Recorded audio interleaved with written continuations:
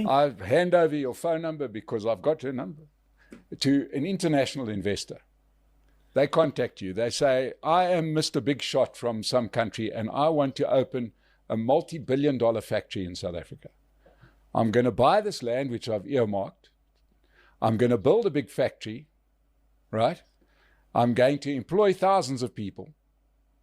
But I need to know that nobody, not just you, but nobody could at some stage say, in the public interest, we might just want your big factory and your intellectual property. Can you guarantee me that you can't have it? Then he says, I'm going to bring in a lot of specialists, but I see that there's an employment equity tick box exercise, right, where I am being told who to hire, right? And I run companies all over the world, and nowhere am I told who I must hire. Should I invest in your country or shouldn't I? How would you answer that particular investor? That you can go and invest in India or So elsewhere. go somewhere else. Yes. Okay. So, No. Well, we can see why we've got a growth rate of 0.5, 0.6%. No. Okay. I think you've. But at least she was honest enough to say, I would tell the investors to go. We don't care how many people you are going to help. We don't care about the investment that you are going to make in this country. If you are not going to abide by our quotas, then we are not going to allow you to operate the business in this country. And guys, you remember that yesterday we did an update about ArcelorMittal and the fact that ArcelorMittal is closing shop. And now the ANC is coming out and pretending to be worried about this number of jobs that South Africans are losing. They are saying that they are concerned. The Minister of Employment and Labour says that he is concerned about the ongoing retrenchments. And we told these people, guys, we told them that, guys, implementing this whole employment equity thing, it is going to do nothing but cost people their jobs. Because the business owners, I don't think that the business owners would appreciate having the comrades in their offices giving them instructions on how to run their businesses. They don't want that. They are already taking the losses. They have already invested in this country. And now the comrades are telling the business owners that, guys, we have implemented this employment equity policy, and if you want to continue doing business with the state, then you have to abide by these quotas of ours. You have to employ few black people in the positions of power. You need to employ women and people with disabilities in the positions of power. And if you don't do that, then you are not going to be able to do business with the state. And of course, companies are going to scale down. I remember, I think it was yesterday, somebody actually told me on the comment sections that even in their company, they have already retrenched. And now the people that are working for that company are 49, so that they can continue doing business with the state. Because according to the Employment Equity Act, if your company has more than 50 people, then you have to abide by these quotas of the comrades. But if your business has less than 50 people, then you can still operate and maybe you can still get the contracts with the state. So, of course, this is what the businesses are going to do. And those business owners that are fed up with the comrades are simply going to close shop and invest somewhere else. The world is big enough for these people to invest wherever they want and to continue making money.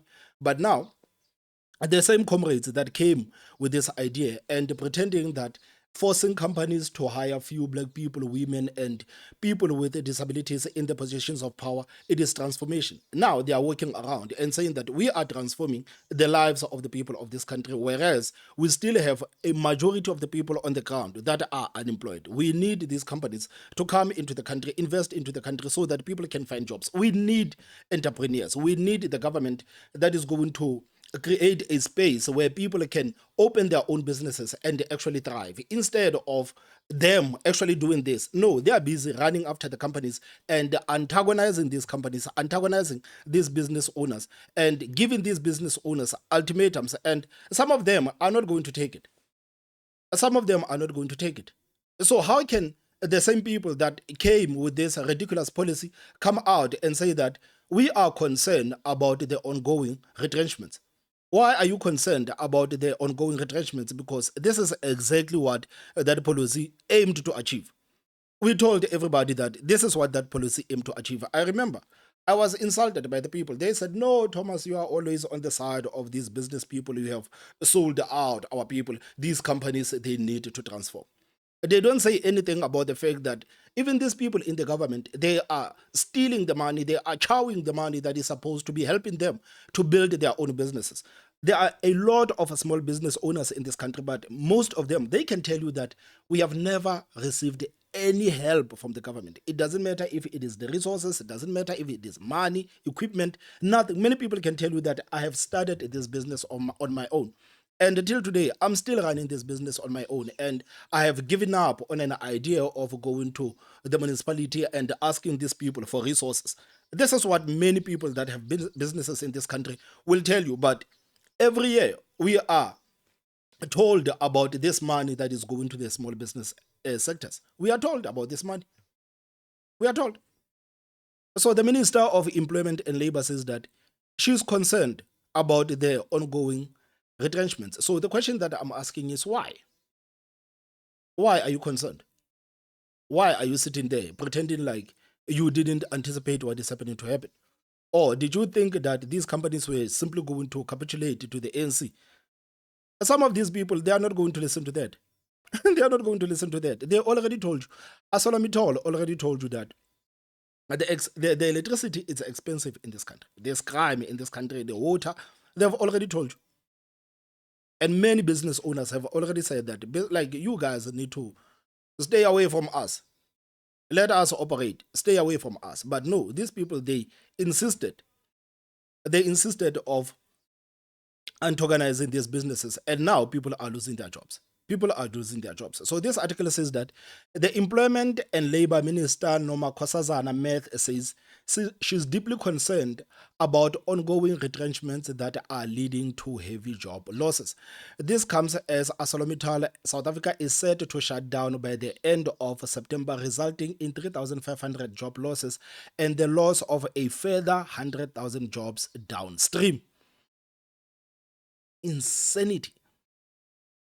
This comes as ArcelorMittal South Africa is set to shut down by the end of September, resulting in over 3,500 job losses and the loss of a further 100,000 jobs downstream.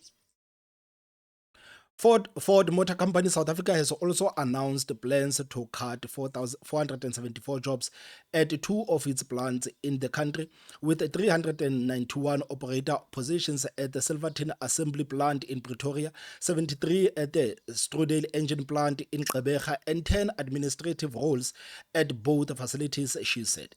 Tire producer Goodyear has also shut down, resulting in the loss of 900 jobs. Quote, unfortunately, the department did not receive an application from Goodyear South Africa, and as a result, we were unable to intervene. You were basically incompetent. This is what you are telling South Africans, that you are incompetent. That's why yesterday I said that many of these business owners, they are not going to appreciate the fact that incompetent people are coming in their offices and giving them marching orders. They are not going to appreciate that. These people are doing horribly in government. So why must the same people that cannot even do their jobs come into my office and tell me how to conduct my business? We told them. So now she says that unfortunately, the department did not receive an application from Goodyear South Africa, and as a result, we were unable to intervene. We were incompetent. We were caught sleeping. We were sleeping on the job. The alarm bells were ringed that people are going to lose jobs. Ford South Africa is going to leave. They are going to shut down. But somehow you are telling us that you did not receive any application from Goodyear South Africa.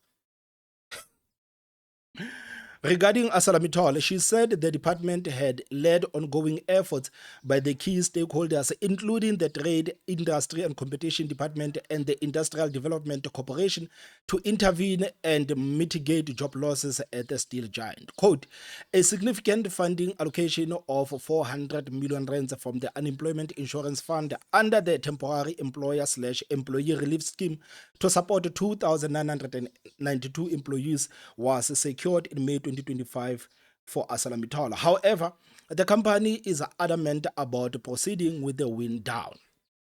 They are tired, man, of your quotas, man. They are tired.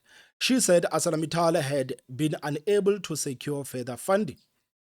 Quote, in the absence of securing the funding, the UIF funding did not materialize, as our agreement is conditional upon a company providing a guarantee that they would not effect any retrenchments. Quote, the primary purpose of our mandate is to preserve jobs. Therefore, part of the conditions is that companies cannot enter a retrenchment process while undertaking a turnaround strategy. Meth said this is why the deal has collapsed. So it is not their fault. Quote, it is unfortunate that we have reached this point with ArcelorMittal, but we remain committed to intervention strategy. Your intervention strategy is not working. Your intervention strategy is not working. Meth said the sluggish economy due to global factors such as trade wars, high tariffs, and reduced manufacturing Oh, okay. This thing is moving. Meth said the sluggish economy due to global factors such as trade war, high tariffs, and reduced manufacturing presented huge challenges for the creation and sustainability of the jobs. Quote, the department is working closely with the government broader economic cluster to find solutions to the challenges, as the matter requires an intergovernmental and multi-sector approach, including business sector, to conquer.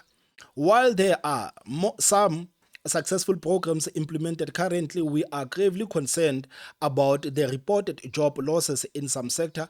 These are not just numbers, but people with families and children to support and put through school. We will continue to do everything possible within our mandate to provide the requisite support to struggling companies and contribute to employment reduction. You are not contributing, guys, to employment reduction.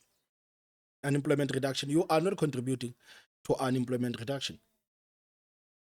If anything, you are contributing to the increase of unemployment, not its own reduction.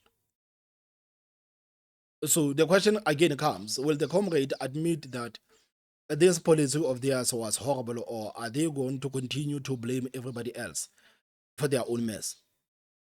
Are the comrades going to say that, okay, guys, this is our fault, man? Like, this is our fault. We were never supposed to force these people to do these things. This is our fault. Are they going to do that, or are they going to continue to blame everybody else while the people suffer in the process? That is the question. Guys, what are your thoughts, man? What are your thoughts? Please tell me what you think in the comment section. Don't forget to hit that like button. And the most important part, subscribe. My name is Thomas Mabaso. I will see you next time. Bye-bye.